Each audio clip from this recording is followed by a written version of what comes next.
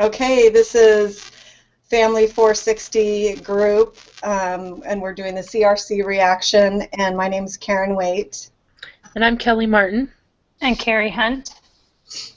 And we're going to just start out with the questions. The first one is, what were your impressions of the CRC article and video by the United Nations? And for me, I'm trying to remember, there were so many. What was the CRC article? Was that? Was it, is the question the article or the video? Well, it says the CRC article and video. Okay, so, well, I know the video was like a UNICEF video, right? Right. Okay. And the article was the Conventions on the Rights of the Child overview. That might be what they're talking about. Yeah, Oh. just their website that I think we had to go to, right? Then the different things we had to read. Oh, yeah, that was the one. That might be it. Like, none of the links worked. Stuff. Okay. I thought it was really interesting. I mean, I'm getting a little confused about, like, the whole CRC thing, and if, I guess my question is, if the United States hasn't ratified it, is that the word? Mm-hmm. Yep. And are they afraid that the United States is going to ratify it? Is that the problem? I mean, and if they haven't ratified it, then we're glad, right? Like, since they haven't ratified it yet? We are. Right. I mean, that's up to opinion, I guess. I mean, you might be, and I mean, if you people want to get it passed. If you don't want to get it passed. Yeah, I don't think the fight is over in America about No. it. I mean, I'm because they're trying to get Obama to sign it, and the worry is that he would sign it before he goes out of office or whatever, you know.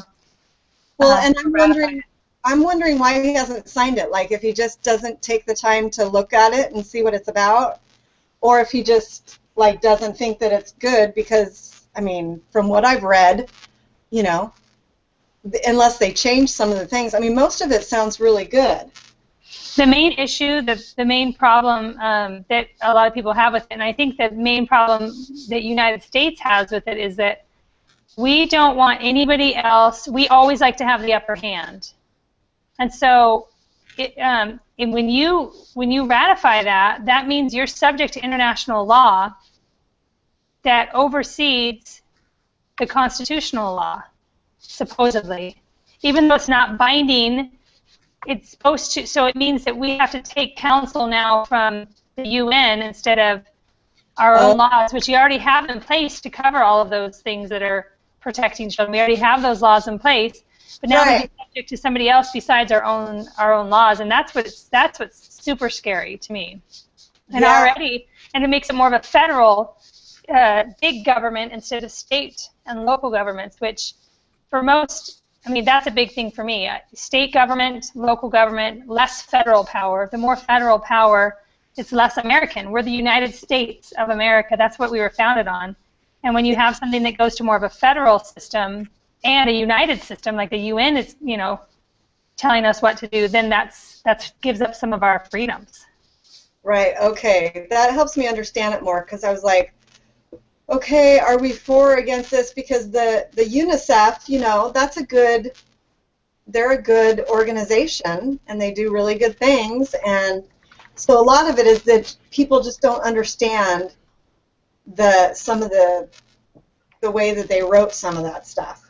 Well, I think, I mean, the CRC does protect children from a lot of those big things that we already have laws about. But the CRC also tells parents, you can't make your children go to church. You can't sign your kids out of sex ed. You can't tell your kids who they can and can't hang out with. So there's all these parts in it that basically take away any rights that parents have towards their children. And if they come in here, and I think there's like a committee of like 18 people who would get to interpret the treaty into American courts. And so they could come in here, you know, so if you have, you know, a 14-year-old kid who wants to, you know, I don't know, join a cult or something, you can't stop them as their parent. Or even like a 9-year-old kid, like you just don't have it. The schools get to teach your kids sex ed, and you can't opt out of it. Right. Yeah, children have more rights, and sorry, for generations, hundreds of years, children were not adults until they're 18 for a reason. They aren't ready to make decisions for themselves that are really wise, but yet this gives them more power to make life-altering decisions. And there's already states in the United States that you can divorce your parents and things like that, even if the court, didn't make you be taken away for safety reasons. We have laws that protect children already, which sometimes get stepped over their bounds as it is. Right. This would, I feel like, make it worse. Yeah. Yeah, that's just ridiculous. Those laws are just, I mean, I can't even believe that people are okay with it. I know, right?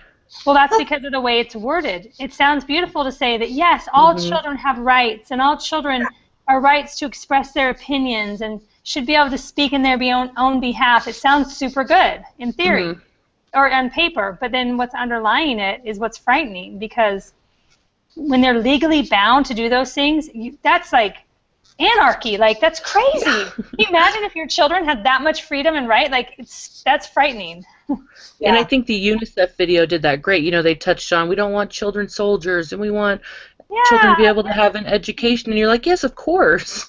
But it's all the other things in there.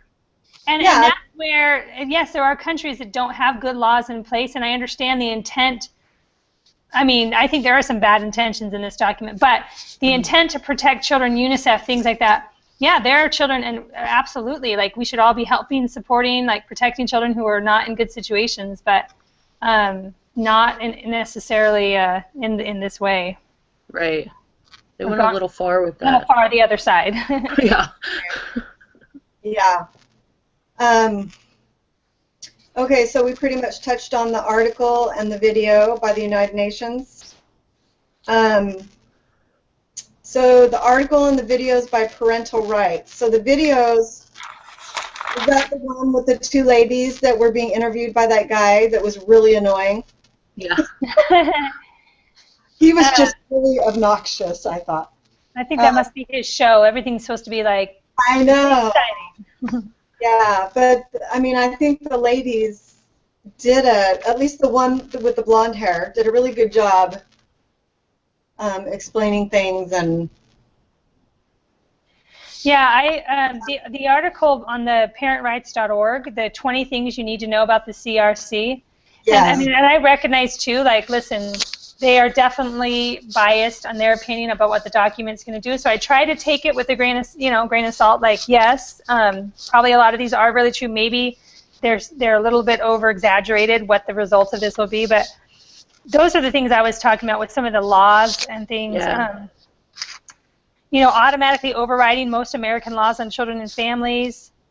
Federal courts determining which courts would have, or whatever, determining which laws would be enforced and how and things like that. Like when you live in a certain state, you can sometimes say, okay, this is a conservative state. I live in this state of Arizona because of such and such reasons. Like, there's some good things here. There's some laws that I know. But when you are ruled by a smaller minority in the federal government, then you have less rights and less power. So I think that that's a really big part of it. Mm-hmm. Yeah. Okay, so if you are from or have ever lived in a country where the CRC has already been ratified, what are some of the positive and negative effects you have observed as a result? I've only lived in the United States, so obviously. Yeah, I could see how some of the positive things would be, like, not sending the children to war and things like that. Although, just because it's been ratified in that country doesn't mean that they're actually following all those guidelines, right? Yep. I mean, we know that in some countries there still are children that are going to war and doing, not. I mean, how many countries total are there in the world? Because, 193 countries have ratified this. I mean, how many other countries are there? Did it say on there, like, official countries? They said that only 3 have not signed it, so. Oh, only 3 that are in the UN, but there's some countries that aren't in the UN, right? Yeah. I guess, yeah. Like Iran, are they in the UN? Maybe they are. No, they are, because they've signed. They're on the list. Which I was kind of surprised surprised. But, Oh, they are. Thanks. Yeah. So who yeah. isn't in the UN? Do you know? North Korea. North Korea is not in the UN. Oh, well, yeah, that makes sense. Yeah. So, anyways, so, but I think some of the things that have been good and bad, like if you see some of the European countries like Finland, or they have very high taxes, but they have a lot of benefits. So they do have like a better, I don't know if they have a universal daycare system there, where like state-run daycare, or that you can choose. I think it's something like you can go to a facility, or they can give you some money towards an in-home daycare. So they have more money going towards on things like that, and that could be a positive, that could be a negative, depending. Because I mean, if parents have to work and they're not in high-quality daycare, that's not good, for society. So you can see how that'd be a plus and a minus, But yeah, and I don't know how the school systems are and stuff, and what they teach. As far as like sex ed and stuff, I don't know. I don't know anything about any other countries.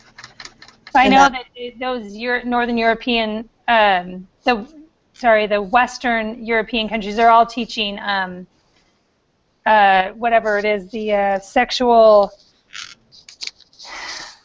freedom, all the different types of sexuality. They're teaching all that in their true, school. because like same-sex marriage, that's been around there for a long time. Yeah. So And they teach complete. There's a ton of people that are living together and they have kids. There's tons of, yeah.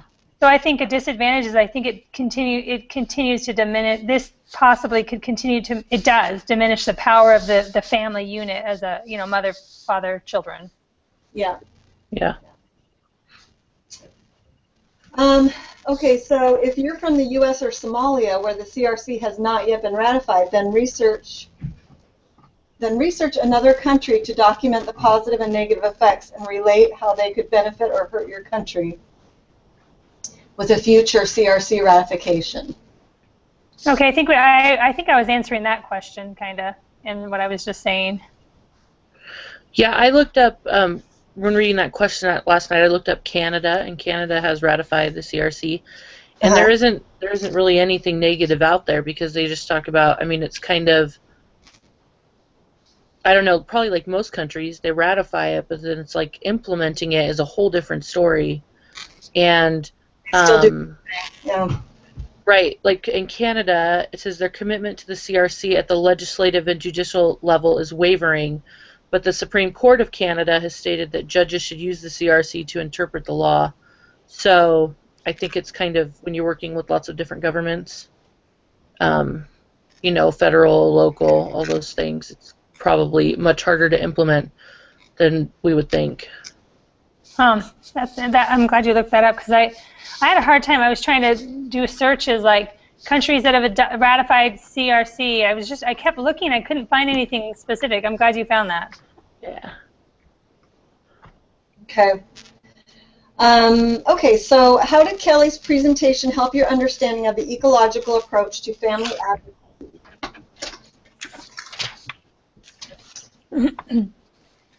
She was just really clear about it, really, the different levels. I mean, she just said it right out, like your first level is your own family and your own situation and your own neighborhood, and then you can do schools, churches, neighborhoods, and then the biggest one, of course, being the macro being the UN or your country, I guess. Mm-hmm. Yeah, I liked how she gave examples of she just started by helping in her own community. She called people about the video at the restaurant or about the playground, and just starting that way and doing things, in our own backyards, in our own towns. Yeah, that makes it more reasonable or possible for us. Yeah, I like how, let me see.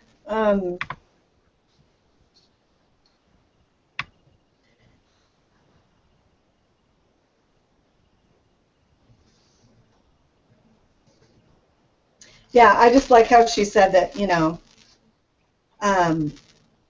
that one person, even one person can make a difference. And because I think, when you start thinking about it, it just seems like such a huge thing. And, it seems like there's so many people that just don't really care that much about it. And I also think like she talks a lot about that our greatest tool for the everyday person is blogging and like mass media like Facebook and things like that to spread family advocacy, and I thought that that was really, I'm not a big Facebook user, but pretty much everything I post on Facebook is like either about families or so I just will like repost things that I think are good or reasonable, and you know, in my small little way, that's kind of spreading that message, you know, but Yeah. there, it's just one little thing you can do, and then of course the writing articles or blogging or whatever is another great way. Yeah. I guess that's considered the micro way because it's media. It's our immediate thing. Yeah. I actually have a blog, and I've had it since like 2012 or something. But it was a craft blog, and I used to post stuff on it that I made, you know, and do it yourself kind of things. But I did my project for Family 100. I posted on my blog about families and as part of my project. But anyway, so I was thinking that I might kind of turn it into that type of a thing where I post, you know, about things that I feel strongly about, you know. Because like she says, you know, find something that you're concerned about and, you know, blog about it or post it on Facebook. That's a really good idea. Yeah. So anyway, that's something that I'm really interested in. Okay. So, like, what system or level do you personally feel would be the most difficult to advocate? Oh, like, okay, so, like the macro level or the... Mm-hmm. Yeah. Oh, I think it just kind of depends. Like, obviously, the things she shares about the UN, you know, so the macro, or the legislation level, like nationally. I mean, that can be very intimidating. Like she said, there's a ton of money, Yeah. power, really cunning, really educated, smart people who are very tricky and manipulative or whatever. So that would be, you have to be on your game, I think, really educated, and we all need to be educated so we can kind of fight on the same playing ground, you know, as Yeah. really good people. So that would be hard, but I also think sometimes when you're advocating with people that you know, your own friends and neighbors, you know, that can get tense because you have real people that you really know, you have relationships with, and if you stand up for something, you know, you could offend someone or whatever, you know. Yeah. Yeah. Yeah, I think, you know, and it takes time to get educated. You know, there's so many things out there to look at, and, you know, and so many things are biased. And so you have to kind of form your own, you know, opinion and what you truly believe. Yeah, I think the meso system is hard, like you said, because it's people you know, and it's hard to have some of those conversations with people you know.